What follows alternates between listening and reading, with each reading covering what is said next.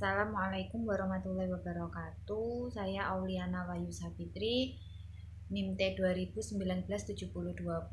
Di sini saya akan menjelaskan tentang pengertian batas bawah dan batas atas, dan juga pengertian supremum dan infimum.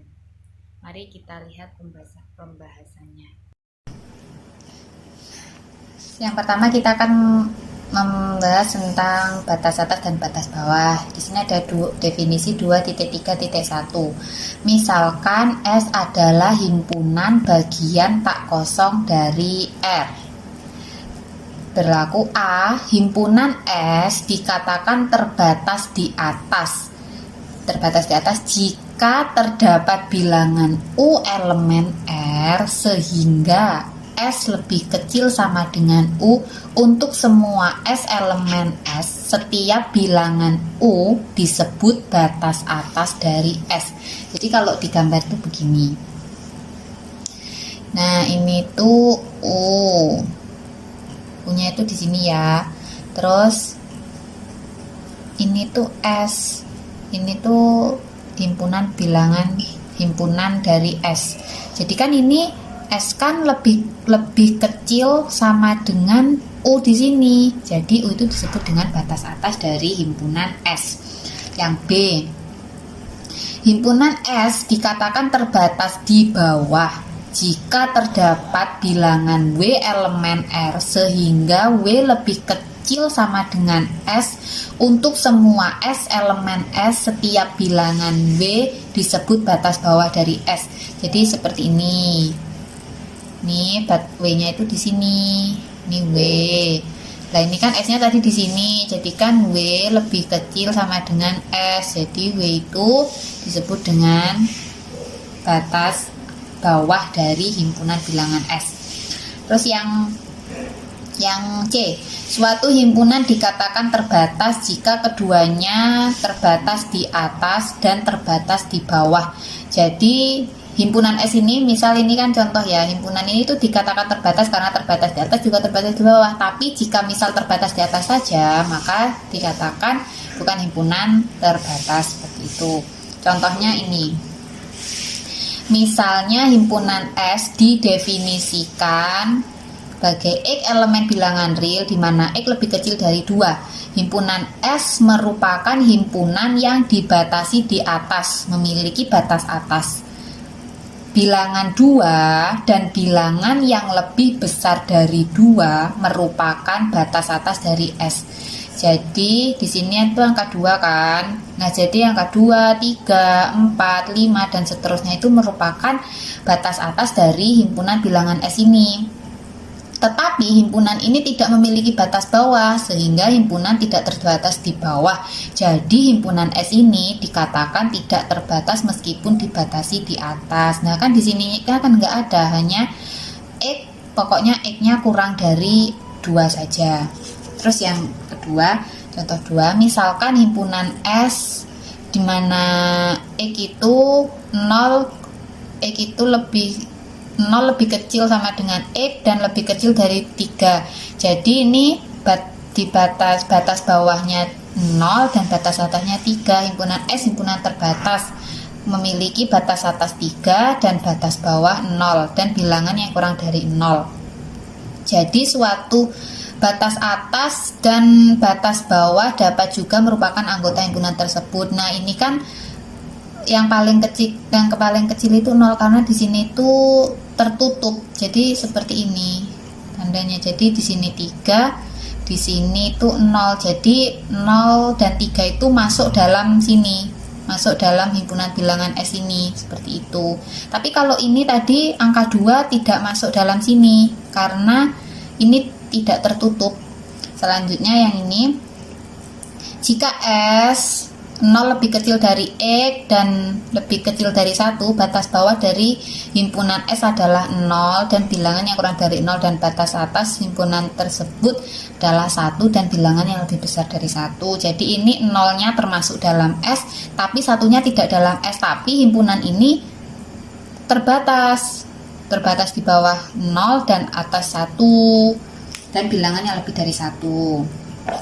Selanjutnya Tidak setiap subhimpunan dari bilangan real memiliki batas atas dan batas bawah. Jika suatu himpunan S memiliki batas atas, maka bilangan U plus 1, U plus 2, pokoknya bilangan yang lebih besar dari U juga merupakan batas atas dari himpunan S. Jadi, jika S terbatas di atas, maka S memiliki tak hingga batas atas. Jadi pokoknya U-nya itu terbatas di atas, itu pasti memiliki tak hingga batas atas. Begitu juga dengan batas bawah, asalkan memiliki batas bawah, maka batas bawahnya itu jumlahnya tak hingga juga. Jadi misalnya gini ya, 0 lebih kecil dari X, lebih kecil dari 3. Nah ini yang di sini 3, 4, 5, 6 dan seterusnya ini batas atas. Ini min 1, min 2, min 3 dan seterusnya ini batas bawah, tak hingga dan sampai tak hingga pokoknya. Terus diperhatikan ini ya. Pada suatu himpunan, elemen terbesar atau elemen maksimum dan elemen terkecil minimum tidak selalu ada. Jika elemen maksimum dan minimum itu ada, maka mereka selalu merupakan anggota himpunan tersebut. Elemen maksimum selalu merupakan batas atas dan elemen minimum selalu merupakan batas bawah. Elemen terbesar maksimum dan elemen terkecil minimum bersifat tunggal. Artinya tidak ada himpunan yang memiliki lebih dari satu elemen maksimum dan minimum. Jadi misal gini ya. Ada himpunan S yang didefinisikan di mana itu 0 lebih kecil dari X lebih kecil dari 3. Nah, ini nih elemen minimumnya itu 0 dan elemen maksimumnya itu 3. Tapi batas atasnya ini tak hingga dan batas bawahnya itu tak hingga. Jadi setiap himpunan itu hanya memiliki satu elemen minimum dan satu elemen maksimum. Tapi kalau misalkan himpunannya begini, 0 lebih kecil dari X lebih kecil dari 1 ya, misal ini himpunan A. Nah, ini tuh tidak memiliki elemen maksimum, tapi memiliki elemen minimum. Tapi ini memiliki batas atas 1 dan bilangan yang lebih dari 1. Ini memiliki batas bawah 0 dan bilangan yang kurang dari 0. Tapi himpunan ini tidak memiliki nilai maksimum, tapi memiliki nilai minimum, seperti itu. Selanjutnya kita ke yang poin B, yaitu supremum dan infimum. Berikut merupakan gambar himpunan batas atas dan himpunan batas bawah supremum dan infimum. Jadi gini, ini ada himpunan S ya. Supremum itu artinya batas atas terkecil, dan infimum batas bawah terbesar. Nah, jadi kan ini ada himpunan S. Terus ini tuh batas bawahnya supremum S, dan ini batas atasnya, ini batas bawahnya infimum S. Nah, ini kan kesini tuh ini semuanya itu himpunan dari batas atas. Nah, supremum ini adalah batas atas yang paling kecil. Jadi di sini ini adalah batas atas paling kecil, karena kan semakin kesini kan nilainya semakin besar. Dan infimum itu batas bawah terbesar dari himpunan batas bawah, seperti itu. Untuk lebih jelasnya kita perhatikan definisi 2.3.2, yaitu misalkan S adalah subset tak kosong dari R. Berlaku ya. Yang A, jika S dibatasi di atas, maka suatu bilangan U dikatakan supremum atau batas atas terkecil dari S jika memenuhi syarat U adalah batas atas S, maka U lebih besar dari S. Jadi gini, pertama, ini U batas atas dari S. Ini kan himpunan bilangan S, nah ini elemen dari S. Terus itu, dan jika V adalah sembarang batas atas S, V itu ada di sini. V itu himpunan dari batas atas. Nah, jadikan maka kan U itu kan selalu lebih kecil dari V. Nah, jadi U itu disebut dengan batas bawah terkecil atau supremum. Begitu juga dengan yang B. Jika S terbatas di bawah, maka suatu bilangan W dikatakan infimum, batas bawah terbesar dari S jika memenuhi syarat. W adalah batas bawah dari S. Ini ya. Sini W. Jika T adalah sembarang batas, ini ingat ini tuh S, ini tuh himpunan bilangan S, jadi kan W lebih kecil dari S kan. Terus jika T adalah sembarang batas bawah, ini di sini, T itu di sini, jadi kan nilai T lebih kecil dari W, maka W adalah batas atas terbesar dari S, yaitu infimum. Terus yang selanjutnya ya, ini diperhatikan, penting. Supremum dari himpunan S di R bersifat tunggal. Jadi supremum itu tunggal. Buktinya adalah gini. Jika kita ingin membuktikan suatu ketunggalan, maka dimisalkan tidak tunggal. Jadi ada dua, U1 dan U2. Keduanya supremum dari S. Maka keduanya merupakan batas atas dari S. Jika, ini kan berarti kan dimisalkan kan, U1 lebih kecil dari U2, maka kalau dilihat dari sini kan berarti U2-nya adalah batas atas. Maka dugaan bahwa U2 adalah supremum mengakibatkan U1 tidak dapat menjadi batas atas. Jadi kan ini kalau misal U2-nya itu batas atas, berarti kan U1 itu bukan batas atas. Jadi seperti itu. Maka demikian pula kita melihat bahwa U2 lebih kecil dari U1, tidak mungkin. Oleh karena itu kita harus memiliki U1 dengan U2, jadi tidak mungkin. Supremum itu ada dua, itu tidak mungkin ya, karena itu tadi kalau kita misalkan U2-nya, kalau misal apa itu dugaan kita U1 itu batas atas, maka U2 tidak mungkin batas atas seperti itu, karena supremum itu harus batas atas. Perlu ditekankan bahwa agar himpunan tak kosong S dalam bilangan real memiliki supremum, ia harus memiliki batas atas. Jadi setiap subset dari R memiliki supremum, tidak setiap subset di R memiliki infimum. Terdapat 4 kemungkinan. Sebenarnya dari gambar itu bisa dilihat ya, memiliki supremum dan infimum. Jadi dari suatu himpunan itu berlaku 4 ini. Bisa jadi memiliki supremum dan infimum. Terus ya misalnya ini ya, kalau memiliki supremum misalnya S didefinisikan itu sebagai 0 lebih kecil dari X lebih kecil dari 1. Nah ini tuh memiliki supremum 1 dan infimum 0. Terus memiliki supremum tetapi tidak memiliki infimum.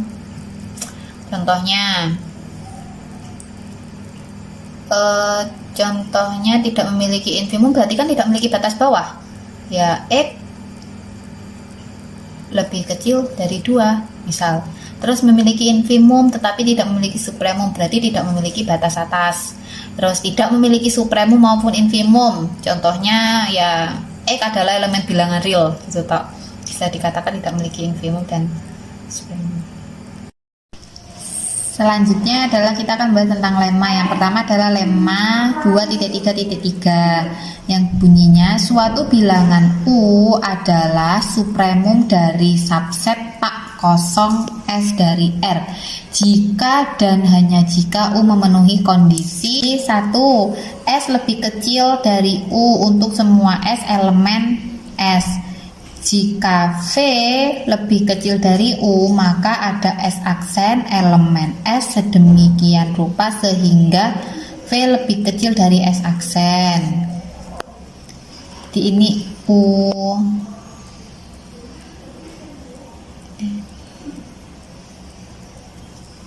Terus setelah itu, jika di sini itu ada S ya, berarti kan S lebih kecil dari U.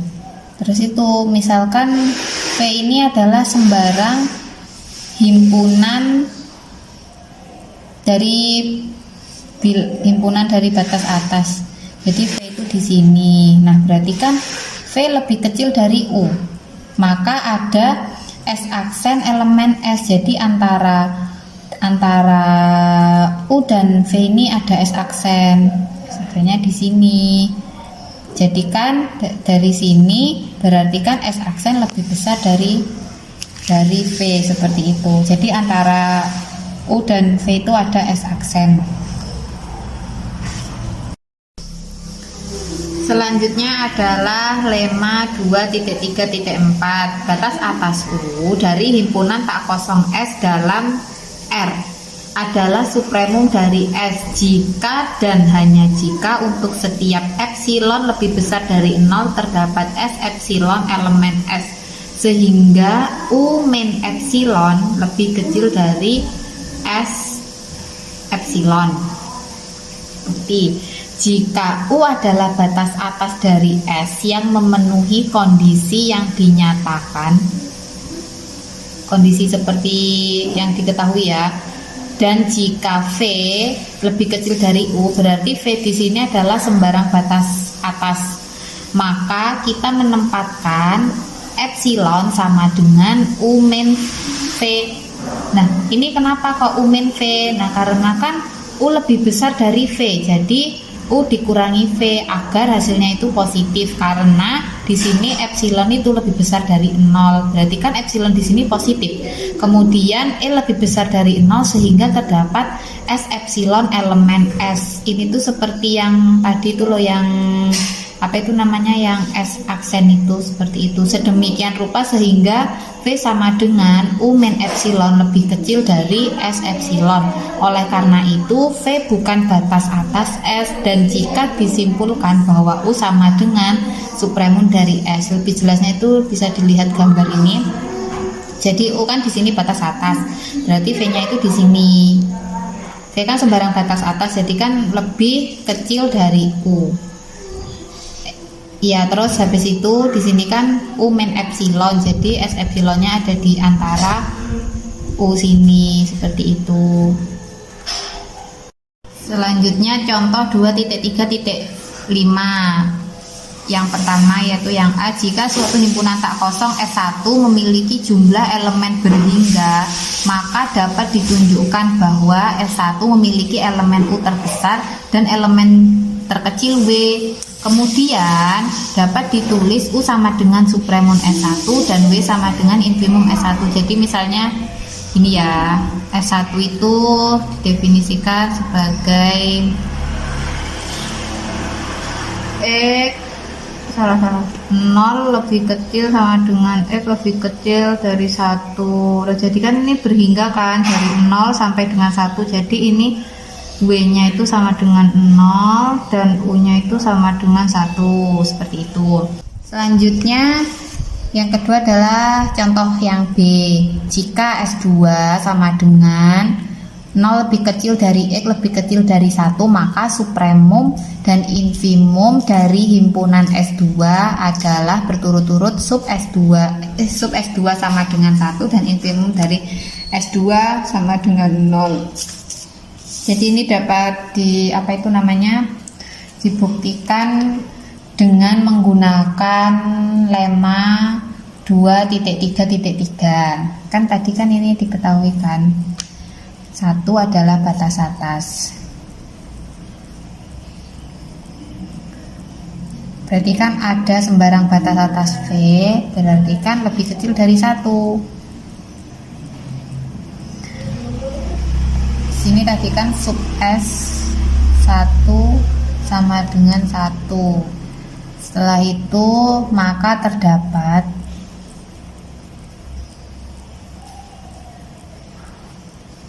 S aksen elemen S, sehingga V lebih kecil dari S aksen. Ini yang kayak di lemma 2.3.3. Berarti kan karena tadi kan 1 kan batas atas, berarti kan 1, berarti kan jika V lebih kecil dari 1, maka 1 elemen S, sehingga V lebih kecil dari 1. Selanjutnya contoh soal.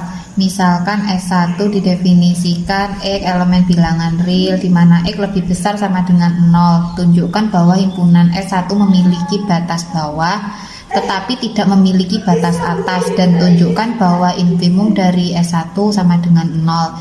Jadi yang pertama kita akan menunjukkan bahwa 0 adalah batas bawah. Maka berdasarkan dengan definisi 2.3.1 yang B, kan ini sudah diketahui toh bahwa X lebih besar sama dengan 0, dimana ada X elemen dari S1. Kan berdasarkan definisi jelas bahwa dilihat dari sini, berdasarkan definisi 2.3.1 yang B, definisi batas bawah, 0 adalah batas bawah. Selanjutnya yang kedua, kita akan menunjukkan bahwa infimum dari S1 sama dengan 0. Kan untuk menunjukkan supremum kan kita bisa menggunakan lemma 2.3.3. Maka untuk infimum itu analog dengan supremum. Jadi yang pertama, karena sudah diketahui 0 adalah batas bawah,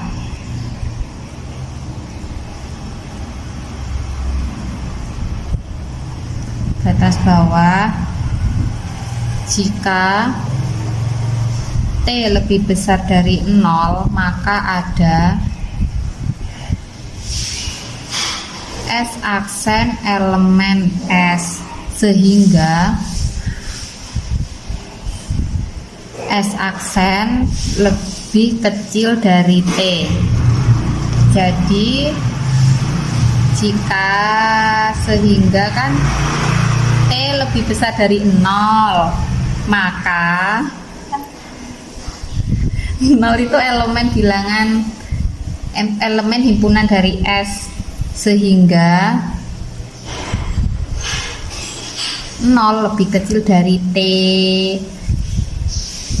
Jadi terbukti dari 1 dan 2, infimum dari infimum S1 itu infimum S1 sama dengan 0.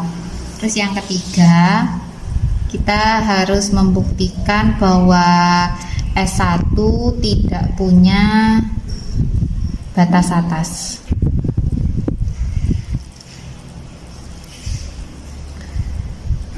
Kan ada fakta bahwa 1 itu lebih besar dari 0. Artinya U plus 1 lebih besar dari U jika U batas atas S1, berarti kan S lebih kecil dari U, dimana ada S elemen dari S1. Ini sesuai dengan definisi batas atas, definisi 2.3.1 yang A. Maka U plus 1 elemen dari S1 untuk U batas atas dari S1. Batas atas S1. Karena U batas atas berarti kan U plus 1 lebih kecil dari U. Nah, ini U plus 1 lebih kecil dari U itu kontradiksi dengan fakta yang ada U plus 1 lebih besar dari U. Maka pengandaian U adalah batas atas.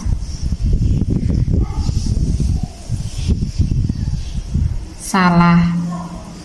Jadi S1 tidak punya batas atas. Seperti itu. Assalamualaikum warahmatullahi wabarakatuh. Perkenalkan, nama saya Falikilisbah NIM T 2019-7026. Di sini saya akan melanjutkan penjelasan dari teman saya, yaitu aplikasi Supremum. Nah, misalkan S adalah himpunan bagian tak kosong dari R yang dibatasi di atas, dan misalkan A adalah sembarang bilangan di R, tentukan himpunan A plus S sedemikian hingga sama dengan himpunan A plus S elemen dari S besar. Akan ditunjukkan bahwa supremum A plus S sama dengan A plus supremum S. Buktiannya, misal U sedemikian hingga sama dengan supremum S besar, maka X kurang dari sama dengan U untuk semua X elemen dari S besar, sehingga A plus X kurang dari sama dengan A plus U. Oleh karena itu, A plus U ini merupakan batas atas untuk himpunan A plus S. Akibatnya, supremum A plus S kurang dari sama dengan A plus U. Nah, ini untuk pembuktiannya, untuk menentukan apakah himpunan tersebut ada batas atasnya atau tidak.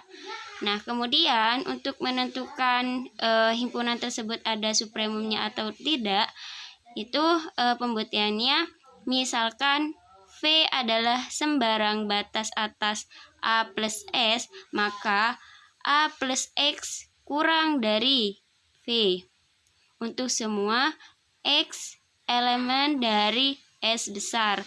Akibatnya, X kurang dari V kurangi A untuk semua X elemen dari S. Nah, dengan demikian, V kurangi A adalah batas atas dari S. Artinya, U kurang dari V kurang dikurangi A.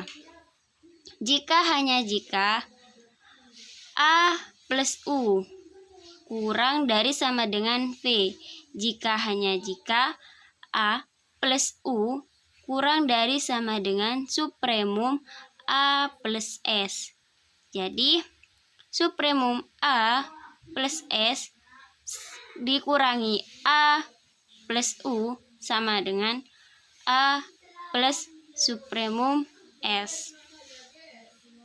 Contoh yang kedua, B. Misalkan A besar dan B besar adalah himpunan bagian tak kosong dari R yang berlaku sifat A kurang dari sama dengan untuk setiap A elemen A besar dan B elemen B besar, akan dibuktikan bahwa supremum A besar kurang dari sama dengan infimum B besar. Bukti. Nah, karena B elemen dari B besar dan berlaku A kurang dari sama dengan B, di mana A ini elemen dari A besar, sehingga B adalah batas atas dari A besar. Maka supremum A besar kurang dari sama dengan B untuk semua B elemen B besar. Jadi, maka diperoleh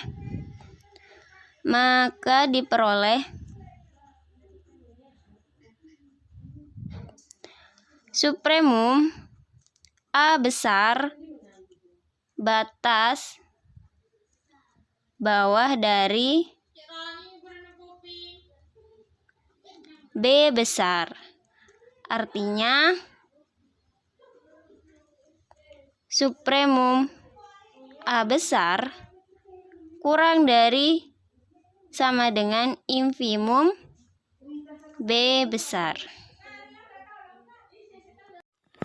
Sifat Archimedes, di mana sifat ini memiliki teorema 2.9, di mana misalkan nih X anggota R, maka terdapat NX anggota N sedemikian sehingga NX anggota X.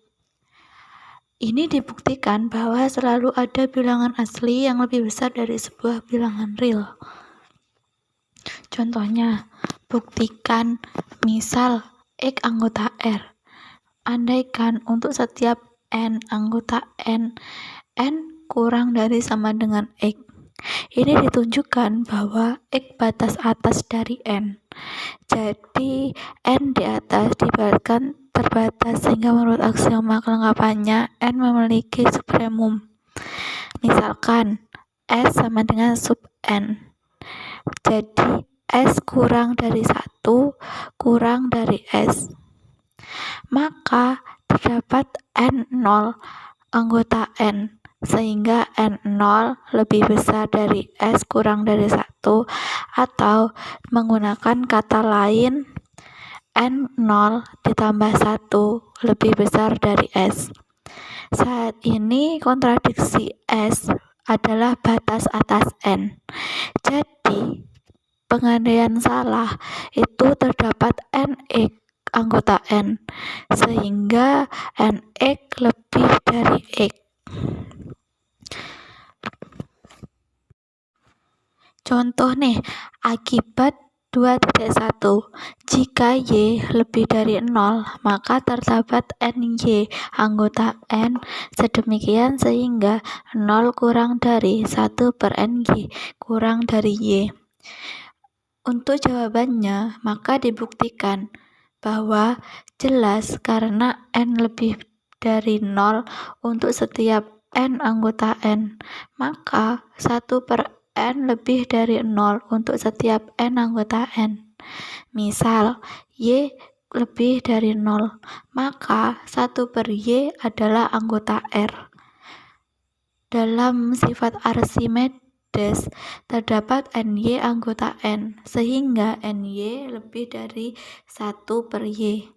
Atau terdapat kata lain, elemen NY anggota N, sehingga 1 per NY kurang dari Y.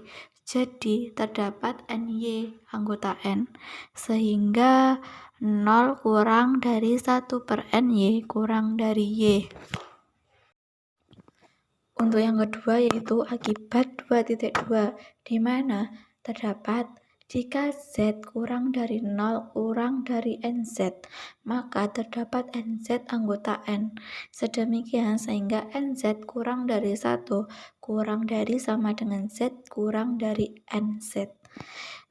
Untuk jawabannya, karena Z anggota R, maka menurut sifat Archimedes terdapat N anggota N, sehingga N anggota dari kurang dari Z pada himpunan H sama dengan N anggota N.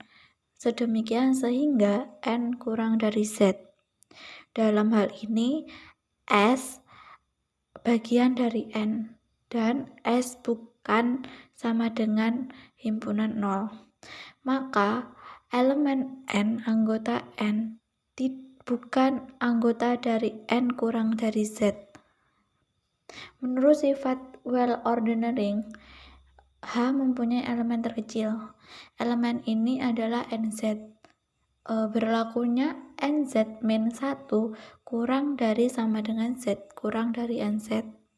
Untuk pemisalannya, NZ kurang dari 1 kurang dari lebih dari Z, maka NZ kurang dari 1 adalah anggota H. Sementara NZ kurang dari 1 kurang dari NZ. Dalam kontradiksi pada elemen NZ adalah elemen terkecil dari H. Jadi seharusnya NZ kurang dari 1 kurang dari sama dengan Z. Contoh soal dan pembahasannya terdapat pada satu soal. Yang pertama yaitu tunjukkan 1 per N, sedemikian sehingga N anggota dari N. Dalam hal ini, yaitu sama dengan 0. Untuk jawaban bisa dijawab. Maka, misalkan nih, H sama dengan 1 per N, sedemikian sehingga N anggota N. Jadi, untuk jawabannya jelas, 0 adalah batas bawah dari H, di mana inf 1 per N anggota sedemikian sehingga N anggota N adalah 0. Dari H karena 1 per N lebih besar sama dengan 0 untuk setiap N anggota N. Untuk pemisahan yang kedua, misalkan J lebih dari 0, maka 1 per J anggota R. Dari sifat Archimedes terdapat NJ anggota N. NJ ini diibaratkan N. Sedemikian sehingga NJ lebih dari 1 per J. Maka terdapat nih 1 per NJ anggota dari H dan bukan anggota dari 1 per NJ kurang dari J. Jadi jawaban dari if 1 per N sedemikian sehingga N anggota dari N sama dengan 0 itu benar.